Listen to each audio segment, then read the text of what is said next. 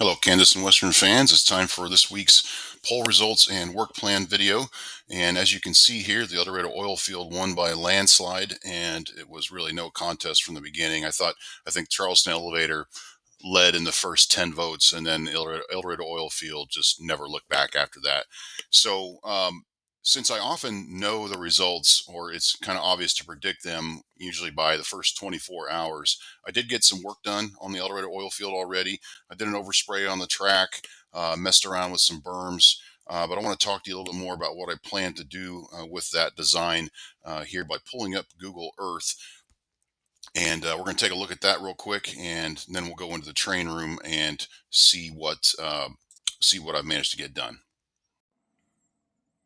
All right, first of all, I have to apologize for my video editing skills or recording skills, whatever you want to call it. I've managed to record voice, but I haven't figured out how to record voice and review live website footage yet. So anyway, this is where we're at for now. Someday I'll get better at this. So here we are in Google Earth. Let me zoom out real quick so you can see where we are in the world. Here we have Kansas in the middle of the United States, and here is Wichita, which is where I live now. And from the northeast part of Wichita, there's this road called Highway 254, and here you have Towanda here in the center, and then El Dorado, much larger city, here on the right. This is where I grew up most of my childhood, almost all the way to high school. So we traveled to El Dorado for all of our needs. That's where the local Walmart was, local grocery store, all the basic stores that you need. So I traveled up and down this road multiple times, hundreds and hundreds of thousands. Maybe not hundreds of thousands. But anyway, the point is, I got a lot of my inspiration for doing areas of the layout from traveling this road because, as you can see here, there is a rail line that passes through town, and it is still active today. A train passes through there, I think, twice a week now. And you can see how it parallels the road, as many railroads do, or roads parallel railroads, because railroads were often there first. But there's a particular area that I'm talking about wanting to model. First of all, this is Shumway Road, which I'm going to model, and this is the tank battery that I'm showing. Now, obviously, mine doesn't look the same. It's something that I can come back and scratch build or kit bash to look like this one.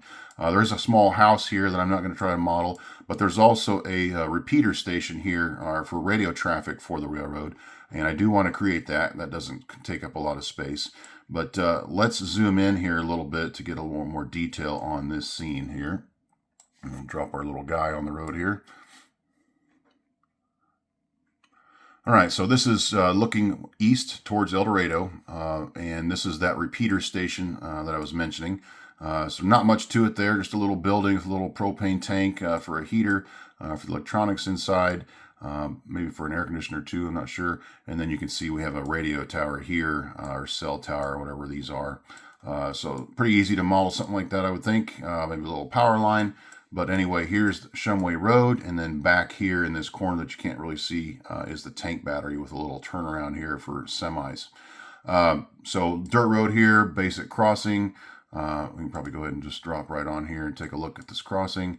It does look like it's got some concrete borders here on either side of the rails, and then it's just filled with gravel in between. So it's kind of a unique look. I want to see if I can't reproduce that. But then you just have dirt roads going in different directions here. So anyway, that's Shumway, and here is the highway looking back towards Wichita. Okay, so the area that I want to focus in on, and it might be easier just to pull back out here, is down the road a little bit. And you can see here how the tracks are lined with trees and just some overgrowth. These tracks were probably laid down in the early 1900s, maybe actually late 1800s, and I have to go to the local historical society to find that out for sure. But Towanda was actually on the scene before El Dorado, I think. And I could be wrong about that. If somebody knows, you certainly are free to correct me. I want to talk about truth, not making stuff up. But the road was definitely not there first, and if it was probably a dirt track. But over years, and this is just oil field, not many trees. Most of the trees you can see here are red cedars that have popped up over the years. So it's basically just flat terrain except for this area along the railroad tracks. And I think a lot of you probably already know what causes this. But it's just wind and time and rain and erosion and things blowing across the tracks and then getting caught on either side, and it just starts to build up over time. Seeds fall off of train cars, birds perch on the tracks, whatever. Seeds start to drop, start to take root, and they start to grow up along the tracks. And specifically in this area, what I'm looking for or looking to reproduce is this kind of berm. And this is not where it is. It's down the road a little bit here. You can see it coming. This berm that's built up over time. Now, if you look across the road, there's not really a berm anywhere else. So what that tells me is maybe in order to just flatten the area, road crews dumped some of that dirt there. But my guess is a lot of this is just wind-blown dust that is built up on either side of the railroad tracks. And there's really not much to this. It's just kind of a grassy hill with some sparse trees on it. But that's what I want to try to reproduce, because as a child traveling up and down this road growing up, I would always watch for trains along the track. And except for this area here where you couldn't see them because it's not quite as tall as a train, but almost. I bet the train conductor can't see the road from the cab. Maybe he can. He can speak to that if he's watching. But it's just always caught my eye. And I don't know, remodel railroaders are kind of weird about such things, I guess. But it's something I want to reproduce. And and I'll mention here in the train room here in a little bit about some other other aspects that this will serve. But this is something I'm going to try to reproduce. So anyway, we're going to go in the train room now and talk about this and take a look at what I've gotten done.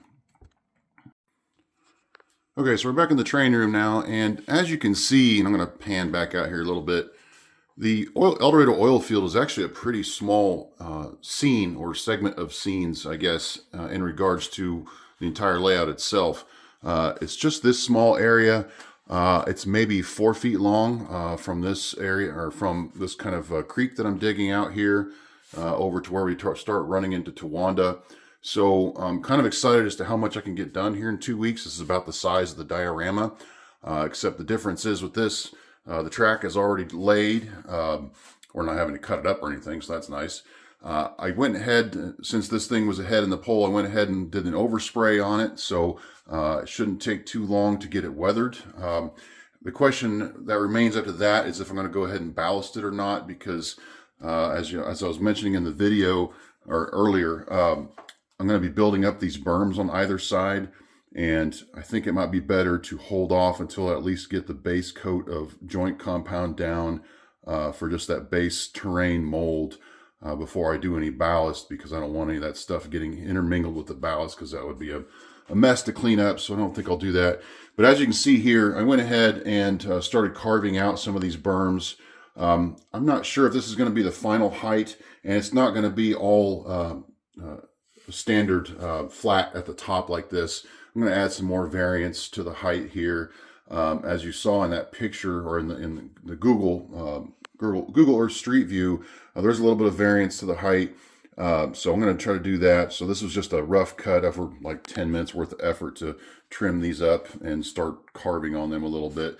But that's the point of what these are, is to try to recreate those berms that are down the road there. I don't know why I'm focused on those. It's just kind of an odd and a flat area there, how those kind of developed over time. So that's what I'm trying to recreate here. Plus to just break it up, because I mean, if you look across the whole layout, it's all just flat.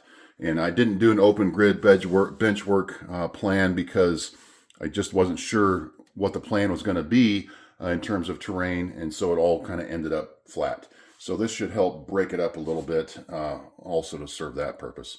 So anyway, and one other thing I mentioned that I keep forgetting that I want to do is right here in the foreground, I want to do an open pipeline repair.